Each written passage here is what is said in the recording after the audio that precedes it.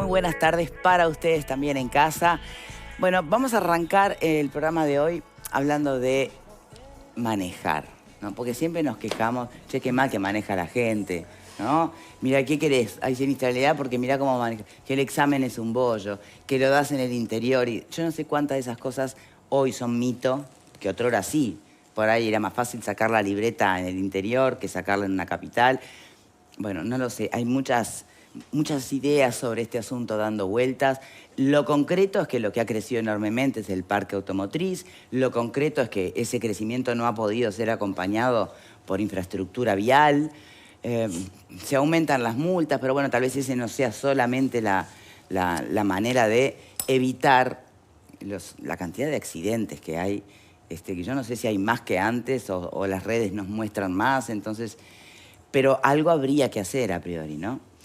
Y alguien dio una idea de elevar, o mejor dicho, aumentar la exigencia en el examen teórico para obtener la libreta de conducir. Alguien elevó una carta al Congreso de Intendentes para que se estudie la propuesta. Nos está acompañando para el programa de hoy, eso lo quiero adelantar, un especialista en seguridad vial, que es director del Instituto de Seguridad y Educación Vial, Arturo Borges. Es un perito accidentólogo, además. Les propongo primero repasar la crónica de Telemundo con declaraciones de la UNACEV, el director de la UNACEV, Carlos Mansor, sobre siniestralidad, controles y estas cuestiones que estamos haciendo referencia. Mira.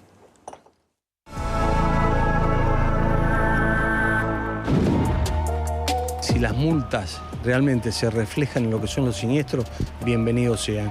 Eso ha sucedido en las carreteras, ha habido una baja importante de fallecimientos en lo que son los siniestros de ruta, no así en el departamento, por eso nosotros decimos que creo que tenemos que poner más controles en la periferia de Montevideo. Sí, sabemos que hay zonas que están realmente bien controladas, pero en la periferia hay muchos accidentes, muchísimos accidentes, y debemos controlarlo indudablemente. Y para eso habría que incentivar lo que es más cámaras, creemos que eso es importante. Y como nosotros decimos siempre, no debemos prescindir de las fiscalizaciones personales. Creo que eso es lo que hace la cultura, concientiza a la gente, importante hablar. Y que las penas no sean de repente dinero, sino que son 20 minutos en el 8º piso en Presidencia, que vayan a hablar con Jorge Alfaro y lo concientiza cómo se debe manejar realmente. Yo no sé cómo no se ha matado más gente, honestamente, pero todas esas cosas que conocemos nosotros, creo que debíamos poner nosotros en lo que es el control del Ministerio del Interior, trabajar conjuntamente con la parte de Policía de Tránsito, igual que en las rutas con camineras. Nosotros elevamos una nota el día pasado con Jorge Alfaro, elevamos una nota solicitando al Congreso Intendente estudie la posibilidad de endurecer lo que es el teórico en lo que es la libreta. Creemos que eso es un factor importantísimo. El teórico es un paseo, realmente es una revistita chica, no tiene ningún andamiento.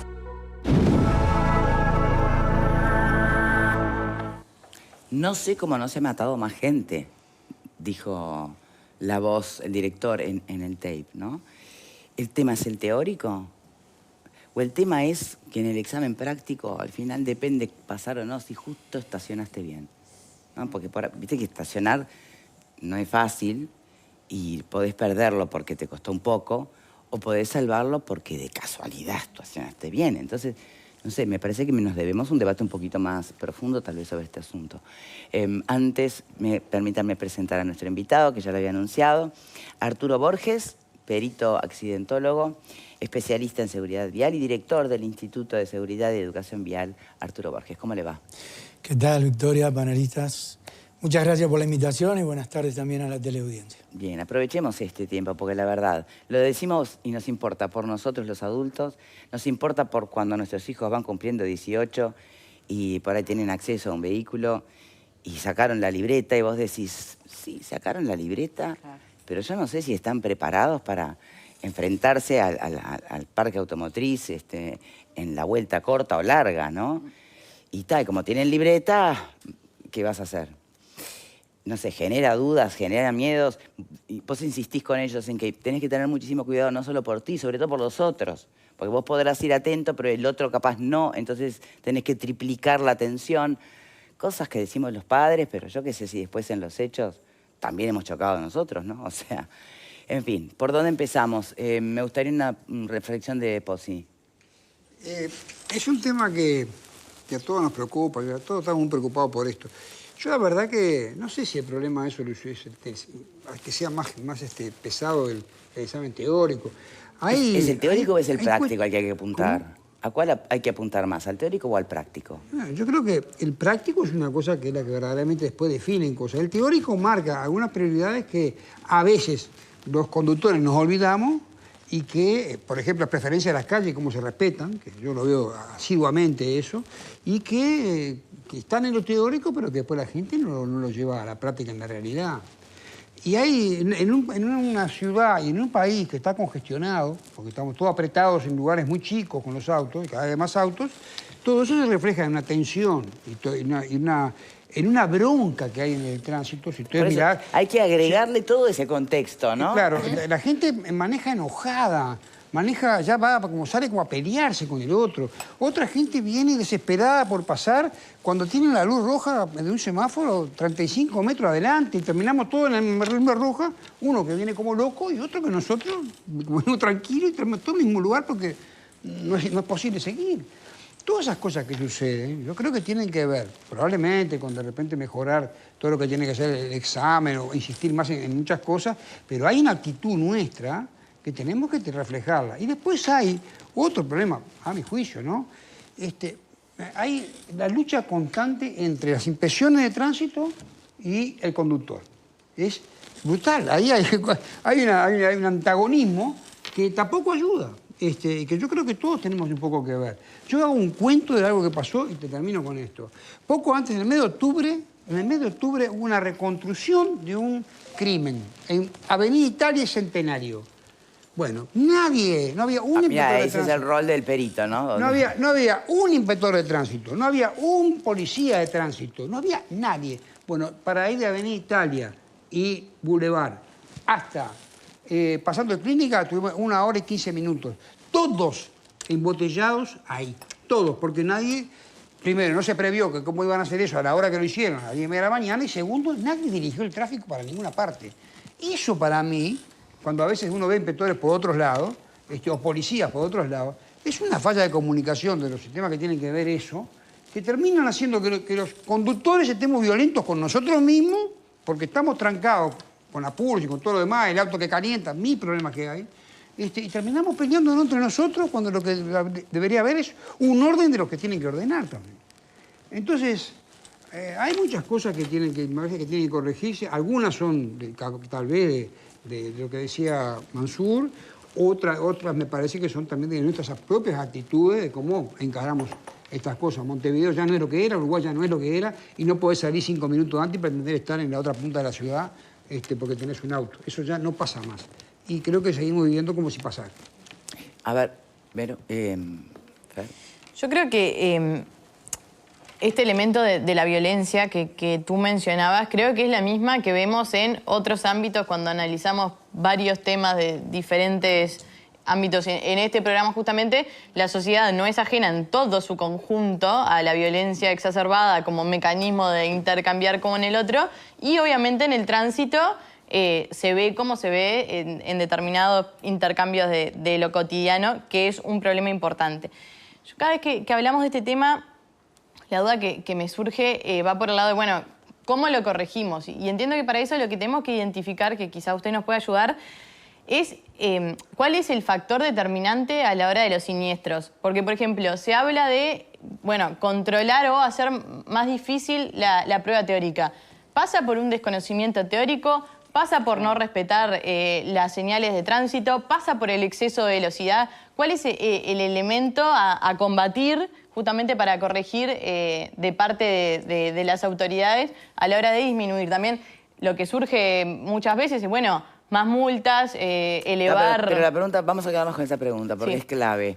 ¿A qué responden más mayormente cámaras, los siniestros? ¿A qué responde? Porque donde aparezca un elemento común en todos los siniestros, bueno, se ataca por ahí. Por lo menos para darle un enfoque prioritario.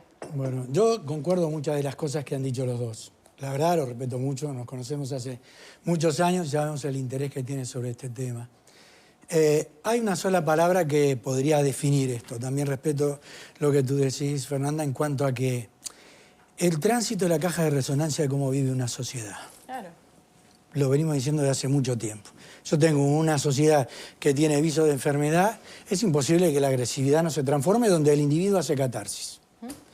Pero ¿de qué nos olvidamos? De crear a un individuo que vaya entendiendo que hay una responsabilidad objetiva de ponerse dentro de la estructura vial y además que el tránsito es el ámbito de convivencia que igual tenemos en nuestros hogares. Entonces quizás, dicho con todo respeto, la palabra formación de individuo en el tránsito es la que nos está faltando.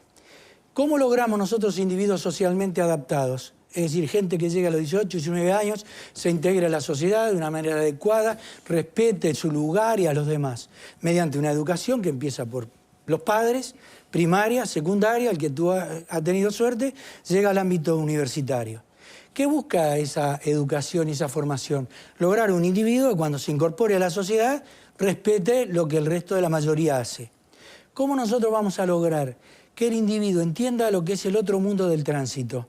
Respete si no le damos las herramientas adecuadas para que el individuo sea un conductor o un actor peatón del tránsito debidamente sociabilizado.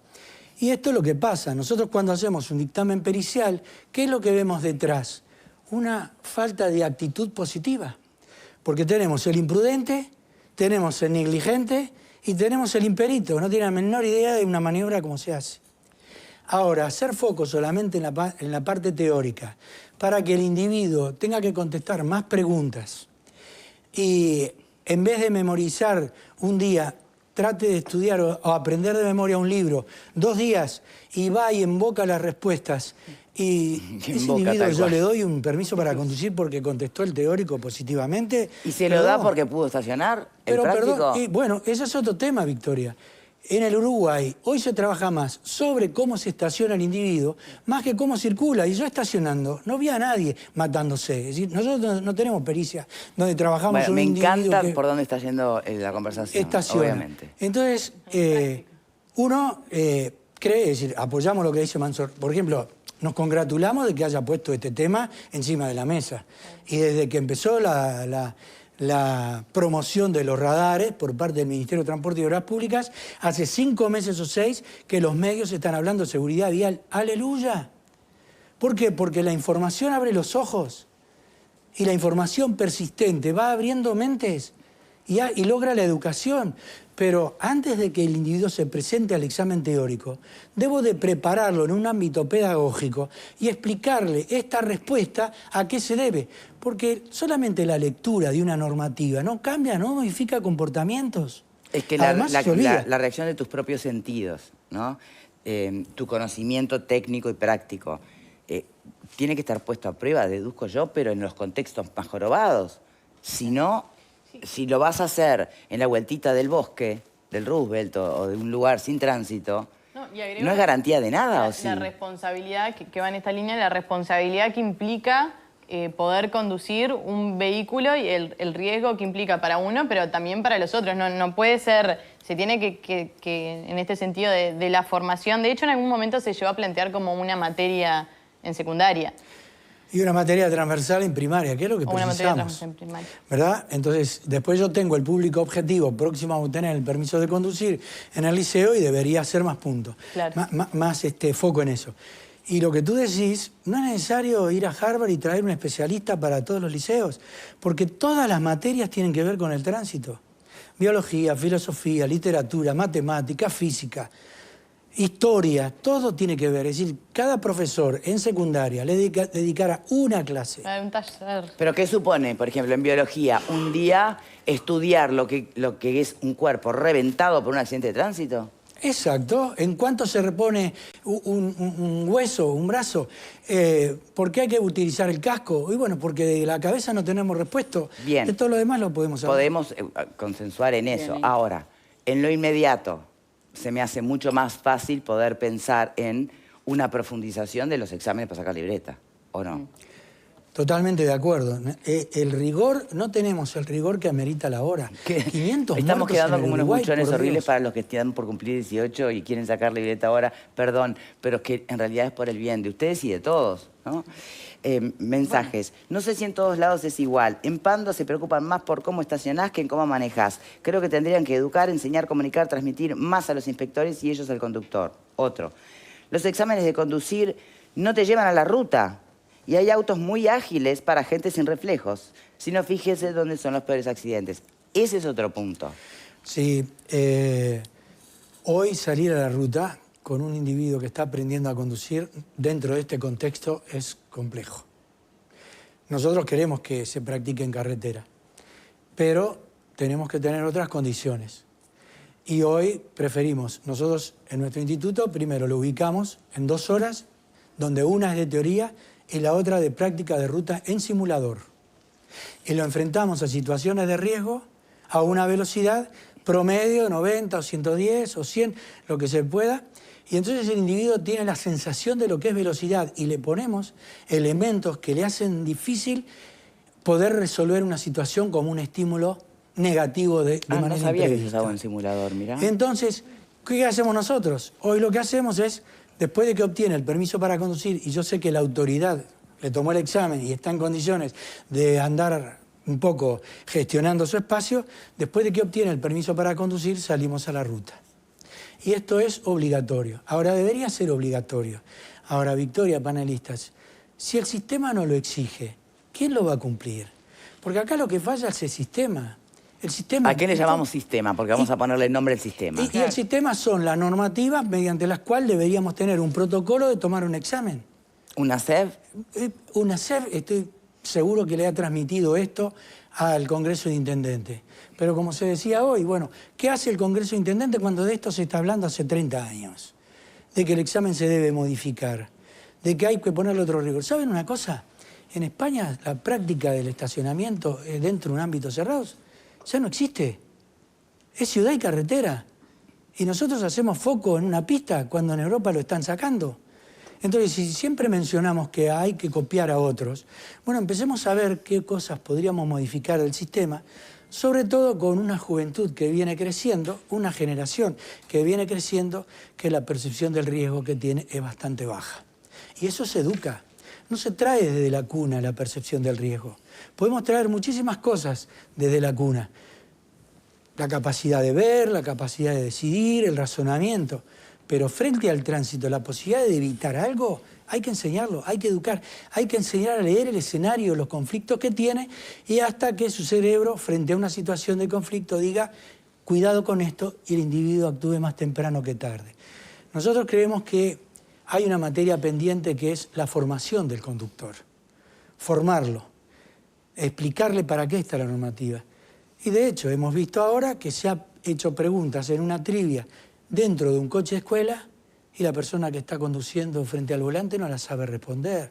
Perdón, eso es hasta vergüenza propia.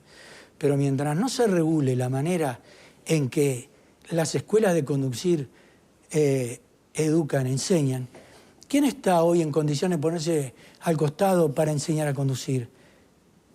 Eso es la única profesión que no tiene título. Y una profesión sin título no es profesión. Y enseñar a conducir tiene que ser un tema profesional. ¿Y quién lo audita? Porque yo tuve una necesidad, le puse un cartelito y salgo a enseñar. Perdón, esto el sistema, ya ahí falla. Entonces decíamos del permiso de conducir, que tú decías, bueno, y en el Uruguay, ¿se cree o no se cree? Está denostado el permiso de conducir. Y es lo como dice Manzor, necesitamos otro rigor. Una vida no tiene precio, y si el examen tiene que ser riguroso y lo perdió un día, 2 días o 3 veces, bueno... Que insista hasta que lo logre. Claro. Y si no lo logra, bueno, no debería entonces subirse a un auto. El otro día vimos cómo alguien, porque lo para un inspector de tránsito porque viene con las luces apagadas, se baja una persona para agredir a la autoridad. Esto del Ecuador para arriba, son 4 años de cárcel de entrada. Entonces, en vez de creer que el inspector lo está matando, lo que tiene que decir... A lo mejor el vínculo del inspector con el conductor es otro capítulo, ¿no? Porque también supone de las dos partes. Yo lo dejaría un poquito de lado eso, Está porque bien. hoy por hoy me quiero concentrar, si les parece, en esa oportunidad que es tener libreta y conducir un auto y todas las responsabilidades que conlleva, de la que no sos consciente hasta que te pasa algo. Y nadie quiere tener un accidente, nadie quiere herir a otro, es el peor día de tu vida cuando eso pasa. Y entonces ahí empezás a pensar, si yo hubiera. Bueno, evitemos todo eso, si podemos hacerlo. Lo que tú decís es realmente así. Nosotros que trabajamos con gente que está imputada, que necesita zafar de determinadas situaciones, hemos aprendido desde hace muchos años en la formación del conductor de tratar de transmitir el remordimiento anticipado. ¿Por qué? Porque el que está en la cárcel, ¿qué me transmite? Exactamente eso. Pero ahora pasó. ¿Cómo volvemos para atrás la película? Verónica, hay una responsabilidad objetiva. Ojo, hay gente y gente, ¿no? Porque el remordimiento no lo tiene todo el mundo. También sabemos de casos de personas que, bueno, matan a alguien y alguien logra solucionar el tema con dinero y su vida sigue campante. Bueno, hay de todo en la viña del Señor. Pero mayormente quiero creer que le haces daño a alguien y lo llevas a cuestas el resto de tu vida, ¿no? Quiero creer. Así dice, el que mata un día, mata todo el resto de los días que le queda por vivir. ¿Quién nos lo dice? El propio individuo que es una víctima del tránsito. Porque tanto que vaya preso, que esté en el hospital o lo que sea, víctima y victimario, son dos víctimas que genera el tránsito. Porque el que queda vivo, obviamente no podemos generalizar y tú decís, bueno, que puede haber excepciones, yo no las conozco, la mayoría de la gente... Y es muy distinto que si el victimario supuestamente estaba drogado o borracho, bueno, ahí le caben otras cosas, ¿no? Pero el accidente, estando sobrio, bien e incluso semiatento, también te puede pasar. Entonces, creo que hay mucho para hablar de esto. Hacemos la primera pausa, ¿les parece? Con todo gusto. Ya venimos.